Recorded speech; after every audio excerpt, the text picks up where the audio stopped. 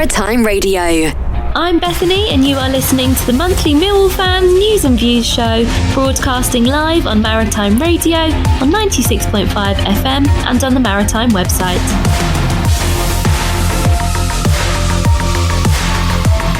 Welcome to our monthly Millwall News and Views show. I'm your host, Eamonn Barclay, alongside Millwall fan panellists, Thamesmead's most visible and recognisable Millwall supporter, Stan Godwin. He's a performing actor and definitely a Bromley boy, Craig Wilson.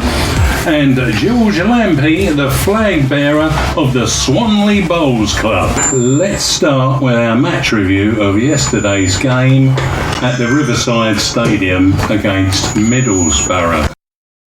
Yeah, what a trip for the 2,118, and there was a few more in the home side as well, who headed to the Riverside Stadium to watch Millwall play Middlesbrough. Well, it was a tough event, to say the least. But what I will say is, what a result. So, 2-1. That was the score. Did you think it was going to be like that after the first half, Craig?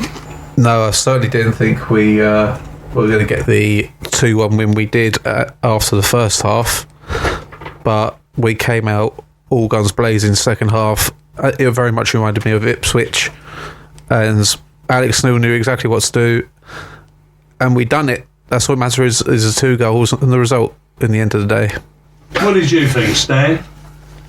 Well, in the first half, it reminded me very much of the last away game we had, which was against Ipswich, because in the first half in that game, Ipswich was on top, although I have to say, the one the other day, Middlesbrough, they were a lot more on top than in the first half. But then I was always confident that when we come out in the second half, that we would get the grips for the game, and then we would put on a much better performance, and so it turned out. I mean, you know, the turnaround was excellent, and I was particularly glad for Coburn and all. Scored his 2 goals, and what I also liked was the fact that when he scored his 2 goals, he didn't hesitate. He celebrated his goals, which people should be allowed to do that. You know, I don't succumb to this nonsense about, well, if you score against your old team, you know, you shouldn't celebrate, because when I first used to go to football, that never used to happen. They scored and they celebrated, and that was it. That's true, but that's in the ancient past, really, a little bit like me. Right, that's true, yeah. But I'm going to move over to George, who actually was a ticket holder to go there yesterday. What was it like, George? I just think these last 2 games, you know, Ipswich and now Middlesbrough, they were the hardest possible games you can play in the Championship if you're aiming for the second spot. And the first half, it just mirrored, as Stan said, just mirrored the Ipswich game. They were all over us. I've seen Middlesbrough quite a few times this season. I thought they looked one of the best sides in the Championship, if I'm honest. So I wasn't surprised about the first half. I just thought in the second half, the way we played, and Alex Neil has to take all the credit for that, and I was overjoyed at the end, actually, because I think this was a really important game for Millwall. Craig, what have you got to say on that one? I also think we need to pay credit to the fact that we kept ourselves in the game. We're the same as Ipswich, is we defended so well to keep us in the position to go and get the result. If we didn't perform the way we did defensively, it would have been 4, 5, possibly 6 at half time if we didn't defend us like we did. And we have got one of the strongest defences, certainly in the division. There's no doubt about that. Only 21 goals against us when we were on our travels. Nonetheless, there were some interesting factors in what happened. It was rather apt that at the end of the game there was a Luke Ayling laying on the ground face down after Coburn had swelled a wonderful shot past him, past the keeper and into the bottom right hand corner. because in the first half he tried to smash Coburn straight into the ground, and Coburn had only recently had the cast come off his arm, and that's what held him up and gave him some pain. So it was a tough justice for old Ayling, but well deserved. And we did manage to do that twice, Coburn scoring and Ayling failing to hold him back. Another couple of bits of pieces and information that goes with it was there was only 2 yellow cards, and that was when Riley McGree and bless him, Jake Cooper decided to have a bit of a sesh in the middle of the park and tried to, I suppose, make out that one or the other had tugged and pulled, and it was actually Cooper that was on the floor, which I thought was quite funny. But there you go. Stan, what you got to say about that? Well, no, I was just thinking about what you said about Ayling and the damage that he done. I mean, by Coburn scoring them 2 goals and he was then on the floor, it was poetic justice, wasn't it? I mean, that's how it sounds to me. But well, you expect that from Ayling. He's ex-Leeds, and you know, they don't love us, and well, that's fine. But yeah, no. So I'm glad. I didn't realise that, but now I know. I'm glad. Well, there you go. You only know until you know. Don't Yeah, this is very true. Anyway, going on from that bit, I think the other key factor in that second half was the arrival of Barry Bannon, who replaced Casper De Noor, who had first come back into the side today, or yesterday. Yes, it was yesterday. Yeah, I'm so excited about the game, I still think it's only yesterday. But anyway, yeah, Bannon came back. He put a beautiful ball through for Coburn to really ruthlessly go at the Borough defence, who lacked it totally throughout the game. Craig, you got a point there? Yeah, I agree that bringing Bannon on was the perfect substitution. I think Casper's only just come back from injury, so I think he appreciated the break probably when he came on, and Bannon just showed his absolute quality of how in his passing. It just proves that age doesn't matter when it comes to quality. Yeah, I totally agree with that, and he showed that up to be the case. And Enough got some pace on him as well. When they came back and went at us, and it was 1-on-2 on our behalf, Bannon was back by the time we caused a bit of a rumpus. His little legs were going 10 to the dozen there, weren't they? Well, you'd have saw that, George, from where you were seated. But never mind. It was. His legs were going 10 to the dozen, no doubt about that. Well, that was a nifty game with 3 points, which took us into second place and put Borough 2 points behind us in third place. But lest we forget, Ipswich have 2 games in hand and are 3 points behind us, but they've got one hell of a jump on us in terms of goal difference. But we'll have to see what we will see, and let's be hopeful. So let's move back to the game before Middlesbrough, where we briefly spoke about our game against Ipswich Town. And Stan, you touched on that when you just spoke. Yeah, well, that's right, because if you remember when we played the game at Ipswich in the first half, I mean, they were clearly on top, you know, and and they didn't score really until in the first half, until towards the end of the first half, right? So we done well in defending wise and whatever. No argument about that. But you're going out to Ipswich. We know what a good side they are, and they showed it. But then when the second half come, we then started to get the grips with it, and we were the better team. And in actual fact, we could have right at the end got that winner when Ivanovic kicked it, hit the bar, come down, and I think it hit a bloke's leg or something. But so we could have won that game, but we didn't. But anyway, but my view is if we get a draw, I mean, or ideally we want to win. But if you don't get a win, the best thing you can hope for is a draw. Yeah, on the Rock and Gold show this afternoon, Tim Courtnall played the feedback from Alex Neil after the game at Middlesbrough. And Alex Neil said, "We don't come for draws, we come to win." And that matches what your views are. And he's done that so well, time and time again. And thanks to Tim and our Millwall fan broadcaster who gave us the report this afternoon from Middlesbrough. Jules, you got any points on the Ipswich game? Only that, I think Clark must be who plays for Ipswich, must be one of the best players in the division by some way. And you've got to remember that when you're dealing with Ipswich, you're dealing with the parachute payments and all the money that involves there. Their players must be on a huge amount of money. I thought once again, as I said just previously there, it mirrored the Middlesbrough game. They were all over us in the first half, as Craig said. We stayed in the game, but in the second half, once again, we scored our goal, and not only that, we could have very well nearly won that at the end if it hadn't hit the crossbar and come out, and hadn't been a very good save by the goalie from Aziz. That was a very good save. That was. So I think if you take them two games, which were as hard as anybody will have to play in this division, and you come away with 4 points, I think you can consider yourselves doing very well. Lest we forget that Tony Cascarino said on the Sky broadcast, if we can beat Norwich on Monday, then we're in. Yeah. And you've got to remember, Norwich are on such a run of form. Yeah. But I think we can beat them at home. Yeah, well, we'll talk about that a little bit later. All right. Anything, Craig?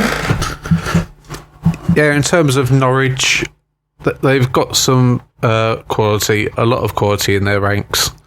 But I think they're pretty similar to us. They've got a squad. They've got a team. They've got names, but they work together. So I think that's what we're waiting for.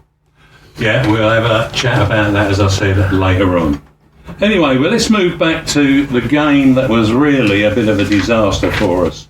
And that's when we played Blackburn Rovers on Community Day at the Den on Saturday the 14th of March, which ended up losing 1-2 to one of the teams down at the bottom of the league. Can you tell us, Craig, what your thoughts about that Blackburn game were? It's just that same story. It's the Blackburn curse. I just don't know what it is about them that we can't get past them. I will say that Kundal took his goal beautifully. I will say that. But it's just one of those ones where they're scrapping for their life, so both teams got something to play for, and unfortunately on that day they got the better of us. Not much between them, to be honest. Stan, did you think Sturge's dismissal was the turning point in that game? Well, no, not really. It was just one of those things, wasn't it? But these things happen, and they happen, and that's it. So we didn't when it happens, you just have to get on with it, didn't you? Yeah. But we did seem to fade there, Jules, didn't we? Yeah, we did. Yeah, and then when you see it's rescinded afterwards, it makes you think that really it's not just a bad result for us. In some respects, it's an unfair result, because I think once Sturge went off, we were in a little bit of trouble, actually, because they were playing quite nice football. As Craig said, Kundal got on the most beautiful goal, and we were all happy 1 minute.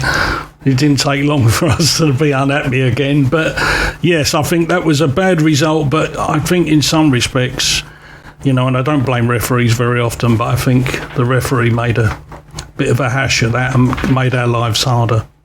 Certainly made our lives harder, and we wondered whether we'd come back from it. Well, we certainly did, because we went to Ipswich and got that draw. But before that, we played Derby County on a Tuesday night at the Den and came away with a 1-0. And at that stage, Coburn was scoring yet again. Do you remember the Derby game, Stan?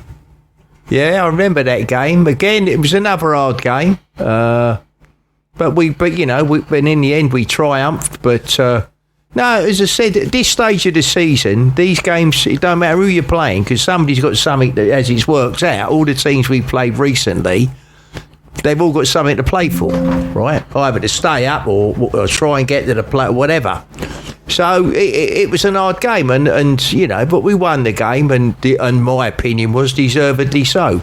We were probably unlucky not to get another one at least, but you know, we you can't always get what you want, didn't you? But at the end of the day, we won the game, and we had the 3 points, and that was fine. Quite amazing, really. Quite amazing. And what did you think of Cundall's goal against Derby, George? Against Derby, Coburn's goal, you mean? Yeah, sorry. sorry. I just would like to mention about Derby that I think when the season started, they were right down the bottom of the league, and then we played them a week ago or so, and I thought they looked. I can see why they've risen up the championship table, because I thought they looked a really good team. I mean, I think only yesterday Coventry only managed to beat them by 1 goal, didn't they? They did. So I think that, you know, I was very impressed with Derby, and the fact that we beat them, I thought reflected very well on us, actually. Yeah, it was a good scene. But Coburn's on fire. He admitted that yesterday. Goals are coming easy to him, and long may it go on. Certainly to the end of the season and through the playoffs, if that's what is going to be necessary. He's scoring goals for fun, isn't he, Craig? Yep, and long may it continue. I think it's one of those cases where once a striker gets one, he gets another. You just hit that form, and we're just so lucky that a player like Coburn, a striker like Coburn, is hitting that form right now in at the business end of the season. So, yeah, long may it continue. Yeah, he said his confidence is sky high yesterday, and that's brilliant. And that team have confidence at sky high as well, which is absolutely brilliant. No doubt about that at all. That takes us back to that game that I think we covered to some degree on the last show, which was the 3-1 win over at Hull City. A nice little run of Cooper, Ivanovic and Coburn. And wasn't that goal of Coburn sweet at the end of that game? It was indeed, yes. I mean, you know, we wondered if we could put that game to bed, and sure enough, that was a beauty, wasn't it, to finish it off and make us all a little bit relaxed. So that was nice. Thank goodness for Josh Coburn. Thank you, Middlesbrough. You gave us a great player there and replaced him with someone called Conway, who I didn't really see too much of on the game on Saturday. But never mind, that's that. Well, let's review what we've done, and I'm just going to talk through the Jeff Burnage question. And kindly, Jeff's donated 3 copies of Brian King's biography, The Lions King, to the wonderful winners of the question that he put out, I think it was last week. So, Jeff said, who was the Millwall player who was red-carded and never played for Millwall again? Well, it was Jens Askew, who manages Scottish Premier League side Motherwell at this time. Askew played centre-back and was on loan from Norwich, interestingly enough, in the January transfer window, but never played a match at the Den. His only game was away to Leicester City in a 2-4 defeat, and he got sent off in the second half. Thanks to all that entered, and there was plenty of you, we were surprised by the number of correct answers. The winners were drawn from a hat and are Mike Harding from Beckenham, Elise Henry from Dorset, and Rob Woodford, who walks the walk. We'll be in touch to find out what personal message you would like in your copy of the legendary Brian King's biography, The Lions King. Thank you, one and all. We'll now switch to the ads. This is Maritime Radio. Thinking about university? Thinking about going back? At Bloomsbury Institute London, right in the heart of Bloomsbury, it might be easier than you think. Our degrees are awarded by Birkbeck, University of London, and we're ranked number 2 in London for student satisfaction. You can study law, business or accounting, and we've even got our own radio station, Bloomsbury Radio, right here on campus. Come along to one of our open days and see what it's really like. No pressure, just a proper conversation about what's possible. Register now at bil.ac.uk/open. That's bil.ac.uk/open. With the change of seasons, it's always good to have a hearty cuppa. Whether at home, work or out and about, a cup of Drury's finest tea or coffee will bring you that warm, comforting feeling. Drury's a family-run business that's been expertly blending specialist tea and coffee since 1936. Local residents that use Drury Tea and Coffee's click and collect service from their Royal Arsenal premises automatically qualify for a discount. What's not to love about a heartwarming brew from Drury Tea and Coffee? Find out more at shopdrury.com. This is Maritime Radio. Maritime Radio. The Millwall Community Trust runs over 100 football multi-sports courses, run during every school holiday and vary from a week to 3 days and even 1 day. The day runs from 10 a.m. to 3 p.m. and is open to boys and girls for all abilities aged 5 to 13. Check out the Millwall Community Trust website.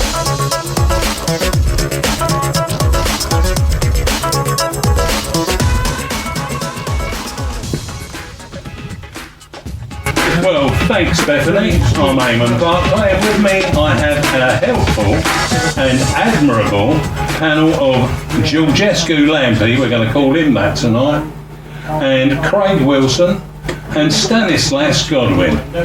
They're looking for their sort of ethnicity from the rather wider European situation.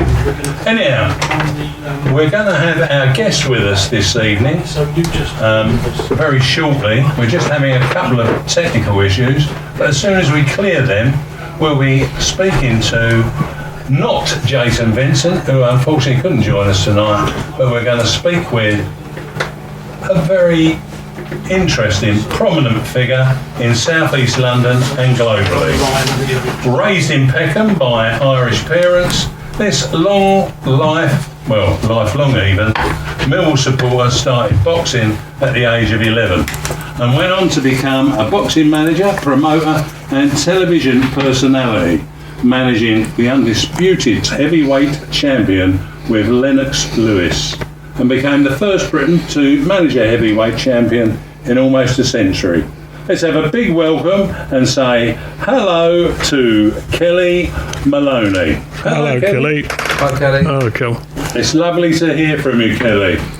So, Kellie, tell me a little bit about how you joined Millwall. And I know that your love of Millwall is undisputed. I grew up sort of on Coldblow Lane as I got older, when I didn't have to go with my dad and the halfway line. So, yeah, Millwall just runs through my blood, and it's just, you know, my daughter, when she was only 3 months old, I took her to the cup final at Cardiff Arms, in Cardiff, when we played Man United. Tracy, my wife, her first night out in London with me was to see Millwall and Arsenal at Millwall. Well, that was a good move, eh? That impressed her, didn't it? I nearly lost her over that. The man, she says she's never heard so much swearing and abuse. Nothing changes, I can tell you. Nothing changes. Thanks for that, Kellie. I'm going to pass you over to George. Okay. Hi, George. What did you make of our performance at the Riverside yesterday? Well, whatever he puts in the tea at half time, Alex Neil, I'd like some of it, because I don't know what he does at half time, but he changed that team around, because like you guys, I thought we should have been 4-0 down, except for I will say, them guys put their life on the line to stop, that defence. They blocked everything. They just throw their bodies in front of everything, and they held out. And whatever talk he gives them, or whatever he does at half time, is unbelievable. And I agree with your comments earlier about bringing on Bannon. I think he's one of the best signings we've ever done at this stage of the game in January for that final push for promotion. Yeah, he's a lovely passer of a ball, Bannon, isn't he? He reads the game well, yeah. And with him, we are playing into Coburn's strengths, because I was one who thought it was a waste of 5 million until recently, because he wasn't scoring goals, he wasn't playing like a centre forward, but somehow Alex has got the team to play to his strengths, and now they're coming good, and that's what we need. especially at this stage of the season, with is it 7 or 6 games to go? 6, I think, yeah. I think it's 6, yeah. And when he gets a chance, he really does take it, Coburn, don't he? You know, I mean, you don't... His goals yesterday were fantastic. That second goal was unbelievable. And the first goal was a real centre-forward's poacher's goal. It was a poacher's goal, and what a goal it was. And the best bit was when he left Ayling on the floor, sobbing his heart out after Ayling tried to knock the living daylights out of him in the first half. That was a real bonus. I mean, they might have thought they'd done well getting 5 million, but I think after yesterday, I think they wish they'd never taken that 5 million to get the player. I'd agree generously on that. Stan, over to you. All right, Kelly, Stan here. Who are the stars of the Millwall side for you this season? I think I've got to say the whole team. For the first time in ages, they're playing like 11 guys that all know what they all want to do. They're all putting their lives on the line for each other, and they're just fighting. It's like the Millwall that I grew up with, like with the Julians, Sheridan, Cascarina, the Pat Terrys. You know, we are seeing a real Millwall team now that are playing. They're putting their lives on the line, and the fans are appreciating that and getting behind them. And you know, I can't wait. I mean, I only see the games on TV here in the Algarve, but the atmosphere is unbelievable. And you know, I can't wait for Monday's game against Norwich. It's I think it's just going to be a cracker. The atmosphere at the thing will be unbelievable. Sorry, we're throwing the place about at the moment. There you go. We'll talk to our producer about that afterwards. But yeah, it will be a cracker. Another sellout at the Den. And did you notice that accent that you heard from Stan there? Yeah, I love that Wharf Road Cockney accent, because it's the one thing I miss here in the Algarve, you know. Most of them here, what you said, they're Liverpool supporters, Man United supporters, and every time I mention Millwall, I've got a few Chelsea supporters, and every time I mention Millwall, it's like, what are you talking about? And, you know, today was great because I go to the local team here called Firenze, who actually are useless, I'll be honest. We look like getting relegated out to second division. We lost again today. But the guys, you know, and I really loved it yesterday. Today, saying to them, well, you know, Millwall, we're going in the Premiership. It could be Spurs or West Ham that we're going to be passing by. It could be. It could be. You never know until you know. Craig's got something for you there. Hi there, Kelly, Craig. Hi, Craig. Which of those two would you prefer to go down, Spurs or West Ham? I suppose West Ham I'd like to go down. I've always had, I mean, Spurs, nice ground. I've never been to the new Spurs ground, so, you know, I've got to come home and get a season ticket. We get to the Premiership and get home for a few more games. Yeah, I'd like West Ham to go down because no love there, is there? No, absolutely not. No, not at all. So what about that question that you had for Kelly there, Craig? Kelly, I was just wondering, Alex Neil, he's had a great impact as the new Millwall coach. What are your thoughts about the man who replaced the legend that is Neil Harris? I think, I'd go back over all the managers. One of the first great managers we had was George Graham. Then we had Doherty and McClintock, and then we had Mark McGee, and now we've got another Scottish great manager. Neil Harris was a legend on the playing field, but he kept us up, but he's not a championship manager, I'm sorry to say. He's a great first division manager, second division manager, but he does not play football that suits the championship, and that was his downfall. And I think he's a bit stubborn. He doesn't want to learn, and he intends to play his friends more than he played the best team for Millwall. I believe that's my belief. Maybe I'll get crucified on the social media for that, but you know, as a player, I think he's an absolute legend, a fantastic goal scorer, and a right guy, because I know him personally. He used to come to a lot of my boxing events, and I've had a few nights out with him. But I question his ability as a Championship manager. That's fair enough. What do you reckon, George? Well, I don't know if everybody loves Neil, don't they? So it's a different. So how do you think this team compares with our team that went up all them years ago, Kelly? I think the team that went up we had more, shall we say, individual stars in that team. Yeah, I'd agree with that. Yeah. We had players that could win. We had Les Briley, we had Hurlock, unbelievable. We had Sheridan up front. Yes. We had... Don't forget Kaz, Yeah, we had Cascarina, the Irish Italian ice cream man. And we had some great players. We had... a Callan on the wing, didn't we? That's right. We had Horn in goal. You could go on naming that team. It was a great team, but we had good managers as well. We had the duo, didn't we? McClintock and Docherty. Yes, of course we did. Boss, but McClintock was there. But they knew how to handle the team, and I think that's what Alec Neil has managed to do with the team. He's got them playing as a unit, and that was something Docherty and McClintock got the other boys doing, and I think that's our secret. We are playing as a unit now. Yeah, this is more of a team effort, isn't it, rather than individual guys? Yeah, I even think I'm not sure he'll be if we get to the Premiership, will he stay with the club, Langstaff? But I actually think he's a good player. When he comes on, he gives his all. He runs, and he knows what his job is.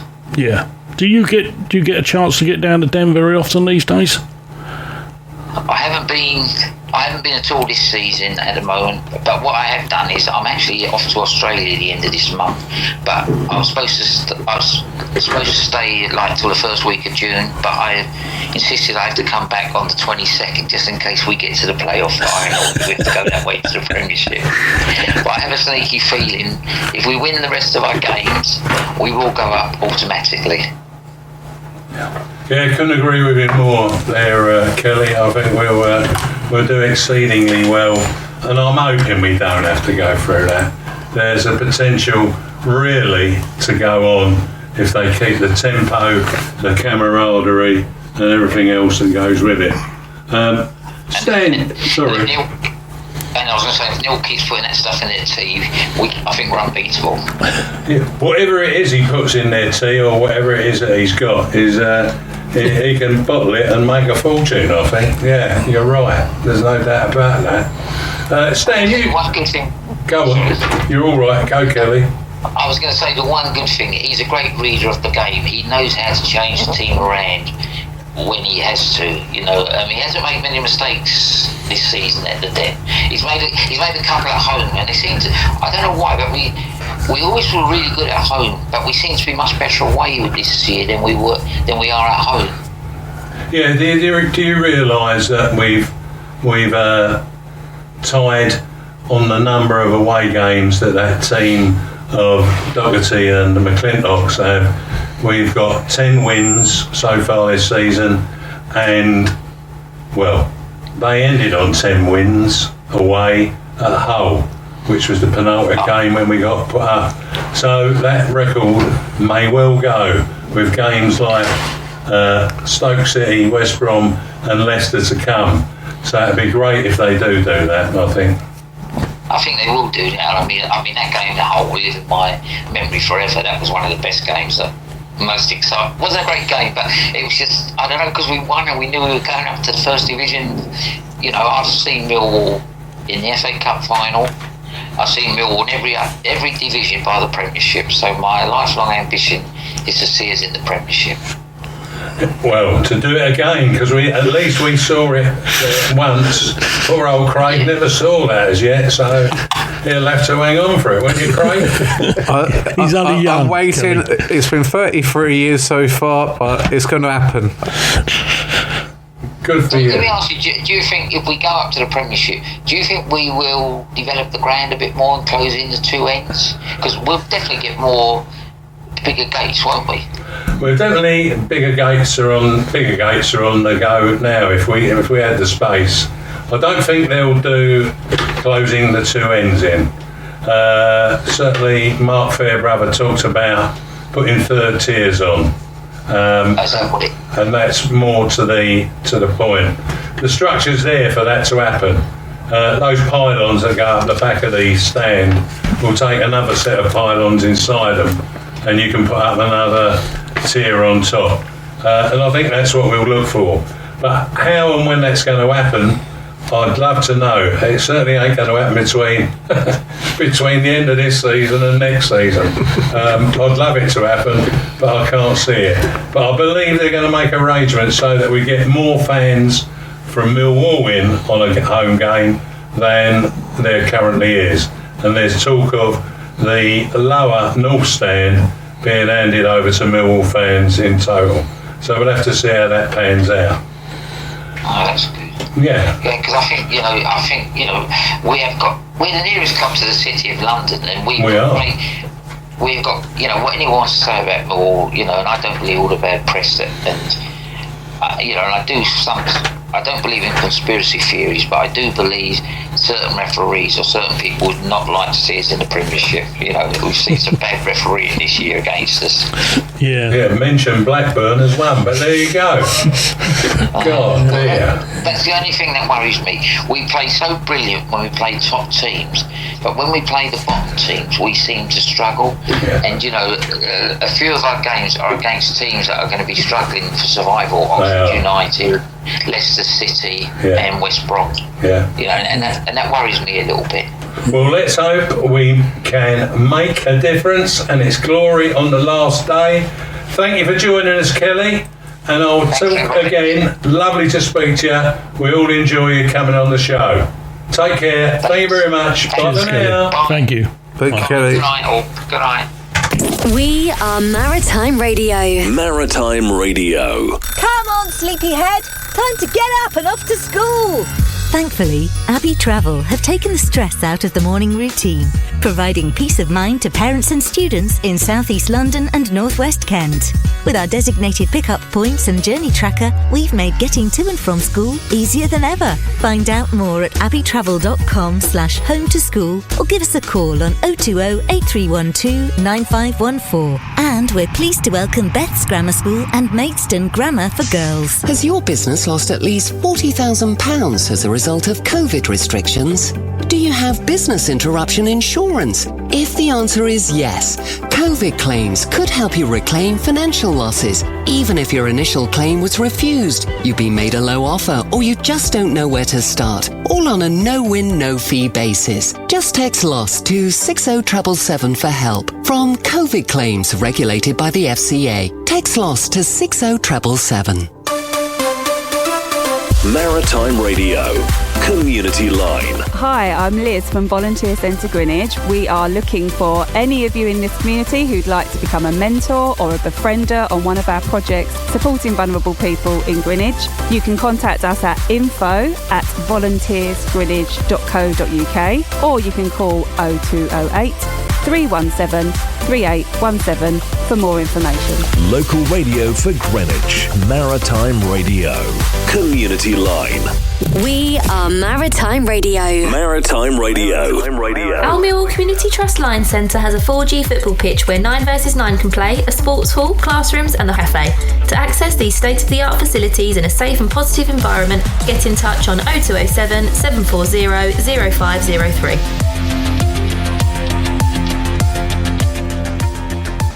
Thanks, Bethany. I'm Eamonn Barclay, and with me are our helpful and admirable panel of Jules Lampey, Craig Wilson and Stan Godwin. I'll just touch on one issue there, which was about what Kelly mentioned, and that's about the ground and what's going on. Interestingly, what's happened is that there's a 999-year lease for Millwall Football Club, but there's also a 250-year lease for the Millwall Community Trust. The thoughts on improvement, capacity and facilities are going on as we speak, and the contribution of the Berylson family just can't be seen as anything but miraculous. Yeah. And I'm sure we'll hear more from Mark Fairbrother shortly. So, onwards and upwards. Well, guys, that was a great chat with Kelly. But now, what about this game coming up on Monday, when we face Norwich at the Den with a 1 p.m. kickoff? It's completely sold out on the terraces, in the boxes, in the hospitality lounges. A sign of our exciting times. After Friday's performance, Alex Neil will continue to aim for an automatic promotion spot, and I think there's no doubt about his enthusiasm to do that. Back in August, we defeated the Canaries 2-1 at Carrow Road. It should have been many more, but our finishing was not at its best, mind you, nor was the opposition firing on target either. Our goals came from Nagley and Langstaff that won the game. Norwich have improved since then and are sitting in a bit more than mid-table. They're closing in on the playoff spots. They're unlikely to be in with a chance of a playoff spot, or are they? They might do it if others tend to fail. Their recent form has had more wins than anything else.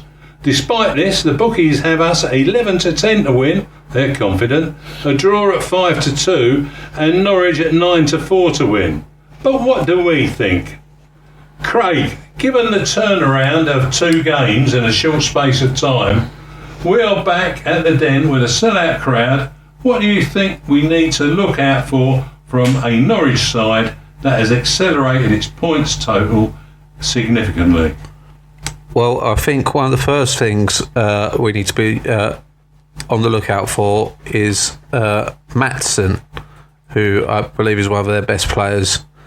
He scored against Pompey, unfortunately actually in both ends, but he scored in the game before that as well, and he's on the up, so that's one thing to look out for. And I think they've got a style of play that's going to be very, very difficult to break down. I always look out for Fisher at the back as well, the lad that came from Bromley. Yeah. He's been a revelation for them, so I think we need to be very careful of the way we go about going towards their back line. Yeah, we need to watch the back line, but we have got the forces with us, with the likes of our front runners and the people now that we've got in midfield. We might be lucky and see another returnee or two as well on Monday, but we'll see how that pans out. Okay, so I'm going to ask you, George, what do you expect against Norwich from a Millwall side wanting promotion this season? Well, I'm hoping for nothing but a win on Monday. I don't think there's any room here for draws or defeats. I think we've got to try and win every single match that we play. I realise that Norwich are now on a bit of a rise and have been playing well, and I'm not surprised at that. I've hardly ever known a bad Norwich team in all my time whenever we've come to play against them. Yep, so I think, we have to try and keep this momentum going. I know we've had, when we look back at the Blackburn game and things like that, we've had a few slip-ups. I don't think we can afford that now. I think we've got to try and win these games no matter how it turns out. Yeah, we need to march on, there's no doubt about that. Stan, Alex Neil took Norwich up to the top flight. Can he do the same for us? Yes, it's the simple answer. And as it happens, I agree with George in relationship to You agree Norwich. with George? Yeah, no, wow. that's true. I mean, just shows you, doesn't it? Norwich are, very rarely do you see a bad Norwich team in the Championship. They're all, they're one of the teams that's always going to be in and around the top, right? Every season. So, no, they're a good side. But as I said before, we're at home, and again, I agree with George. What we've got to do is we've got to go out and play for wins. I mean, there's no one can dispute that. And but at the end of the day, I'm confident that we're going to do it on Monday. It ain't going to be easy, but then just keep saying there's no game easy. But I think we'll do it. I think we've got the momentum now. Lovely, Craig. You got a point there. Yeah, and I think we've just got the now never say die attitude now to go that teams that get promoted do, and like Alex Neil does for second halves. I just think, never say die is the way of this team. Magic moment, the greatest chess player in the championship, I'm convinced. He does some magic. Anyway, let's have a look at our remaining fixtures to the end of the season. Well, as far down as the end of the season that we can get to.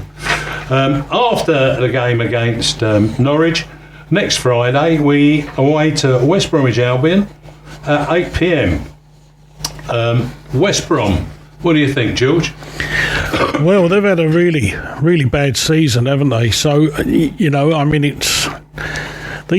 I'm very surprised. I thought West Brom would be have a much better season than they're having. I'm just hoping that come next Friday their season continues to be woeful, and that we have a win there. So, yes, I think with the momentum after Ipswich and Middlesbrough, we should be really on a high. Hopefully that continues, on Monday, and then we take that into Friday, and it just keeps snowballing, hopefully. Yeah, we mustn't forget that West Brom held Wrexham to a 2-2 draw on Friday, and they appear to give a bit more punch than they have done in the most recent past. Stan, that takes us on to face Queen's Park Rangers. What's your thoughts on that one? Well, I think we're going to win that one as well. Okay. They're not a bad team. I mean, the managers they've got over there is a guy that's fairly well clued up on football in general. But again, when we played them over at their place, I always thought then we were the better team. And I haven't seen anything in their form or our form to suggest that when we play them at home this time, that we're not going to be the better team on that day. Now, when I say that, I don't mean all we've got to do is just rock up there. I mean, the performance has to go in and the effort and whatever. But assuming we're all into that, then I think we will win the game. And the Tuesday following that, we have Stoke City away. Could be a tough game, that one. Stoke are lingering about still, and they might have picked up more points. Craig, Stoke City, what do you think? Again, I've never known a bad Stoke team. I'm really surprised as to where they are. And they've got that player. Is his name Sorba Thomas? Yeah. He was on the edge of a call-up, and I just don't understand why they are where they are. They're a very good team, and that's definitely one that I think we're going to have to be really clued up for. Yeah, I think that's going to be a challenging game as well. But perhaps the bigger challenge is going to be playing Leicester City, who at the moment are on the cusp of a second drop zone affair. Jules, what do you think about Leicester City away, the penultimate game of our season? They've moved this to a Friday night, haven't they, if I remember? They have, yeah. This worries me, this game, because when I saw Leicester early in the season, I thought they were a very good team and I thought they would move up the table. I'm really surprised at what's going on at Leicester, but I don't think that's going to make that easy for us on an evening match there. And I do worry about this. We're going to have to be on our mettle to beat these guys. And when you're playing these matches, obviously we're going for promotion or getting in the top two, but these teams that are looking to save their own skin by staying in the Championship, these games become much harder. Yeah, I think there's another point that Alex Neil's made, and he's very disappointed that all those teams that are in for a chance of promotion and relegation aren't playing at the same time, and he feels that gives teams an unfair advantage over those that have played before them. And I have to agree with him on that. But hey, we've got to live in the world of Sky and the money that comes from them. And I suppose that's the penalty that we have to pay. Right, Craig. Yeah, just a quick thing on Leicester. They're also only down there really because they've had a 6-point deduction. They are. So if you give them that 6 points back, what's that, halfway back up the table? So I think that's just a point to look at. So they're not a bad side. They're not as bad side as they're seen. It's a good point, well made. Thank you, Craig. Stan, Oxford United, last game of the season, the final Forever Lions presentations that day. I don't know who they are at the moment, but I'm sure it'll be a good group of people. But what about the game that Millwall will play against the team that defeated them over at Oxford? Well, that's an interesting question, because I suspect that if by that time we've at least work on the assumption that we're going to be trying to secure automatic promotion. I mean, I would hope by that point that we would have done that. Okay, I don't want to go into that game and then because I have nightmares still about Blackburn and all that. Slightly different because we were talking playoffs then. But anyway, now I think that if we win the game, or if we're won the promotion, so to speak, I mean, it might be a case of history repeated itself, because when we played the game after, when we went up the last time, I mean, we lost it, didn't we? And so, but it didn't matter on the day because we'd already gone up. So, but I don't know. I mean, Oxford, they're a funny team, Oxford, and they blow hot and cold. I mean, hopefully, but no, at the end of the day, I think we'll be okay for a win. I mean, but I'm hoping that the promotion's then secured by then. Well, if we vote for the win and promotion secured, it'll be a bit like that game that we played against Blackburn. I mean, that's right. And I don't suppose too many people worry about that. No, but there you go. But let's hope so. And let's hope so that makes a big, big difference to our season's end. Well, I suppose the other points that we've got to talk about are we'll be returning on the 2nd of May with our monthly Millwall News and Views show, when we will know our fate in the Championship. Thanks especially to our guest, Kellie Maloney, our regular panellists, Stan Godwin, Craig Wilson and George Lampey, and not forgetting our wonderful producer, Gary Sylvester. Don't forget, we have a bi-weekly 3-minute preview of what's up next for Millwall, featuring one of us between 9 and 9:30am on a Friday morning, with the one and only Steve Bowman. Do please check it out. If he's not talking about us, then he'll be talking about Charlton with someone else, but hey-ho, we're there every other week. So thank you for listening, and thank you all for being here this evening, and thank you, Kellie, I'm sure you're still there. You made for a great show, and it's bye for now. Let's the best team in London, no, the best team of all. Everybody knows us, we're called Millwall. Yeah! Let them come, let them come, let them come, let them all come down to the den. Let them come, let them come, we'll only have to beat them again. It's the best team